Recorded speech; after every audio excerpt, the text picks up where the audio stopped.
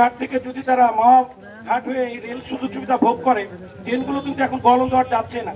তো তারা যেহেতু খুব কাছে এবং এখানে আসতে তাদের মাত্র 10 টাকা ভাড়া লাগে, এই জন্য আমাদের সর্বস্তরের সকল ট্রেনের দাবি আমাদের এখানে আছে, যেন মন্ত্রী মহোদয় বিষয়ে আমাদের সদয় হন বা দৃষ্টি করেন।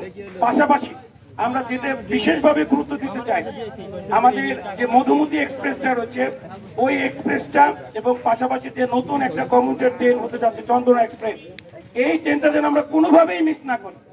এই ট্রেনের যদি আমরা এখানে দাঁড় করাতে পারি, আমাদের পুরা খানখানাপুর একটা সুপ্রভোগ করবে এবং অনেক শ্রমজীবী কর্মজীবী মানুষ সকালে ঢাকায় গিয়ে বিকালে ফিরে আসতে পারবে। তারা পরিবারের সাথে তাদের সময় অতিবাহিত করতে পারবে, পরিবারকে দেখভাল করতে পারবে, মা বাবার সাথে থাকতে পারবে স্বল্প খরচে। আপনারা জানেন একটা বাসে গেলে একজন শ্রমজীবী মানুষের ঢাকায় যাওয়া কত কঠিন। এই অর্থের ব্যাপার, সময়ের ব্যাপার, তারপরে একটা ভোগান্তির ব্যাপার। যদি ট্রেন হয় আমরা সব দিক থেকে এটা লাভক হবে। কেমন লাভক হবে? তাদের অর্থের সাশ্রয় হবে। তারা 200 টাকায় ঢাকায় থেকে ঘুরে আসতে পারে, 300 টাকায় ঢাকায় থেকে ঘুরে আসতে, অথচ শুধু যেতেই বাসে যেতেই লাগে 500 টাকা। তাহলে একজন মানুষকে যদি 1000 টাকা খরচ করে ঢাকায় ঘুরে আসতে হয়, এটা কত কঠিন ব্যাপার হয়ে দাঁড়ায়। এটা শ্রমজীবী মানুষের দাবি, এটা ব্যবসায়ী পরিষদের দাবি। তারা মালামাল বা পণ্য আনার ক্ষেত্রে একটা বাসে কিন্তু পণ্য আনা যায় না, আপনারা জানেন। যেহেতু একটা ব্যবসায়িক কেন্দ্র খানখানাপুর, এই রাজবাড়ী থেকে ফরিদপুরের মধ্যে একটা মাত্র ব্যবসায়িক বন্দর হচ্ছিল খানখানাপুর। এখন এটা শুধু খানখানাপুর না, এটা গলন্দবাসী এই সুযোগটা নিতে পারছে। গলন্দ যেহেতু একটা বড় উপজেলা, একটা নাম করা উপজেলা, আপনারা জানেন এই গলন্দের ঐতিহ্য কিন্তু আজকের না, এটা ব্রিটিশ পিরিয়ড থেকে পুরো ব্রিটিশ জানে, সারা বিশ্ব জানে গলন্দ নামে একটা মানচিত্রের মতো জায়গা আছে, গলন্দ মহকুমা।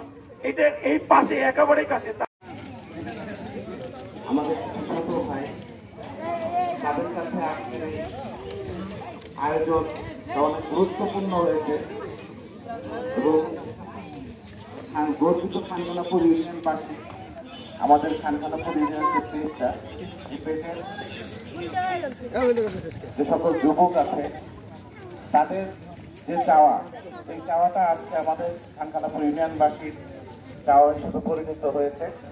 আপনারা জানেন দীর্ঘদিন এই রেল লাইন বন্ধ থাকার পরে জননেত্রী শেখ হাসিনার উন্নয়নের ধারাবাহিকতায় সারা বাংলাদেশে যে রেলের অভূতপূর্ণ উন্নয়ন, সেই উন্নয়নের ধারাবাহিকতায় আমাদের এই খানখানাপুর রেল স্টেশনটি দীর্ঘ পুরনো হলেও এখন অনেক গুরুত্বপূর্ণ স্টেশন হিসেবে অবস্থান করছে। কারণ এখানে গোয়ালন্দ, পাচুরিয়া, বসন্তপুর, আলিপুর, শহীদাপুর এই অঞ্চলের লোকগুলা কিন্তু ঢাকাগামী যে ট্রেনটি যায় এর জন্য কিন্তু সেই রাজবাড়ী গিয়ে উঠতে হয়। তো যেহেতু আমাদের অনেক প্রাপ্তি আছে, আমাদের রাজবাড়িতে আমরা রেলমন্ত্রী পেয়েছি, এটা আমরা আজকে যে দাবি করেছি এটা আসলে আমাদেরকে অধিকার হিসেবে পরিণত হয়েছে।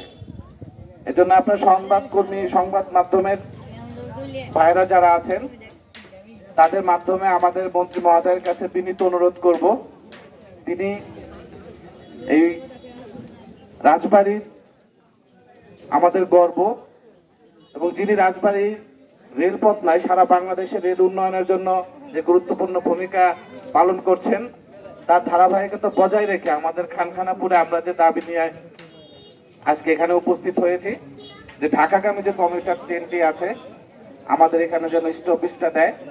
তো